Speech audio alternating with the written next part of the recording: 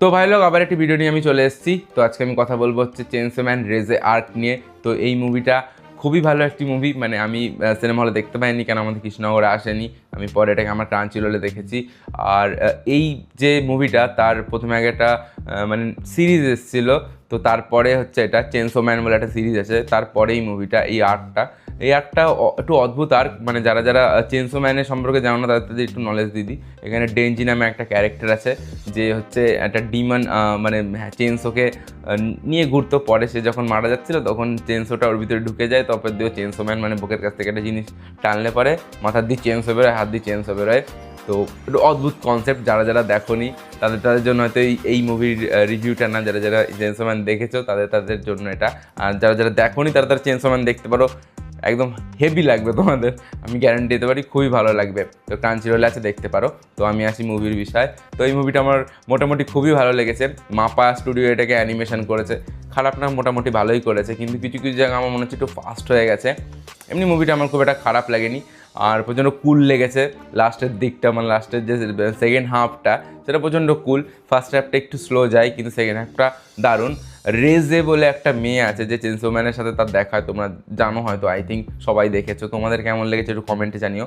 আমার মোটামুটি ভালো লেগেছে। প্রথম দিক দিয়ে আমার একটু মিস্ট্রি লাগছিল, তো মানে যেহেতু গলার কাছে একটা বেল্ট পরেছিল, তো আমি প্রথমেই বুঝতে পারছিলাম, যে দেখার আগে বুঝতে পারছিলাম যে এই হচ্ছে ওই বম গার্ল হবে। বেসিক্যালি এখানে বুম বলে, আর মানে বোম ফুটে যায়, দারুণ লাগে দেখতে এই সিনগুলো। মানে আমার প্রচণ্ড কুল লেগেছে। এটা আর পাঁচটা অ্যানিমে মুভির থেকে একটু আলাদা, কেন চেনসো ম্যানের কনসেপ্টটাই পুরো আলাদা। আর চেনসো ম্যান কী চায় তোমরা সবাই জানো।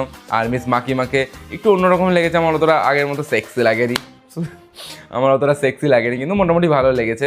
মাপা স্টুডিও যেহেতু অ্যানিমেশন করেছে, একটু তো অন্যরকম হবেই। আর এখানে ডেনজির ক্যারেক্টারটাকে আরও বেশি করে ভাঙা হয়েছে, আর পরে স্টোরি পর্যন্ত ইমোশনালের দিকে বেশি চলে যায়। তোমাদের কেমন লেগেছে? হার্ট ব্রেকিং কিনা একটু বলো জিনিস স্টোরিটা। আমার মনে হয় যে ইমোশনটাকে না অতটা ফোটাতে পারেনি লাস্টের, সেটা আরও বেশি ডেপথের সাথে দেখাতো। তো আমার মনে হয়, আমি ভুলও হতে পারি, আমি বড় রিভিউয়ার হয়ে যায়নি যে মানে চেনসো ম্যানের মতো মুভি আমি রিভিউ করবো বা খারাপ বলবো তাকে, হয়তো সে যোগ্যতাটাও নেই। কিন্তু যেটুকু আমার মনে হয় সেটুকু তোমাদের আমি আলোচনা করছি তোমাদের সাথে। তোমাদের কেমন লেগেছে জানিও। তো চেনসো ম্যানের যে যদি আমি মানে স্টোরি এর পরের যদি এর সিরিজের কথা বলি, তো সিরিজের বাইরেও এটার এই আর্কটা থেকে যেতে পারে। মানে এটা ডাইরেক্ট যদি তোমরা যদি ডাইরেক্ট সিরিজ ফলো করো, আপাতত একটা সিজনই এসছে, যদি সেকেন্ড সিজনে জাম্প করে কেউ তো প্রবলেম হবে না, এটা একটা আর্ক হিসাবেই থেকে যাবে। খুব সুন্দরভাবে তাই এটাকে করা হয়েছে, খুব কম ক্যারেক্টার নিয়ে এটাকে সুন্দর করে গুছিয়ে করা হয়েছে। আমার তো খুবই ভালো লেগেছে, আই থিঙ্ক তোমাদেরও ভালো লেগেছে। তো আজকে ভিডিওটা বেশি বড় আমি করতে চাই না, কেন ক্যারেক্টার রিভিউ আমি পরে কোনো দিনও করবো হয়তো রেজের। আর মানে এটা জাস্ট একটা আলোচনা, সাজেশনও না, তোমাদের সাথে জাস্ট একটা আলোচনা যে আমার কেমন লেগেছে। আর অনেক দিন হয়ে গেছে মুভিটা চলে এসছে, আমি অনেক দিন পর রিভিউ করতে বসেছি, মানে আলোচনা করতে বসেছি। কেন আমার দেখার সময় হয়নি ভিতরে, কিন্তু আমি দেখেছি, আমার খুবই ভালো লেগেছে। আমার বড় পর্দায় হয়তো দেখা হয়নি, কিন্তু ছোটো স্ক্রিনও দেখেও মজা পেয়ে গেছি। তো আজকে ভিডিওটা এইটুকুই ছিল, দেখা হচ্ছে নেক্সট ভিডিওতে। Tata guys.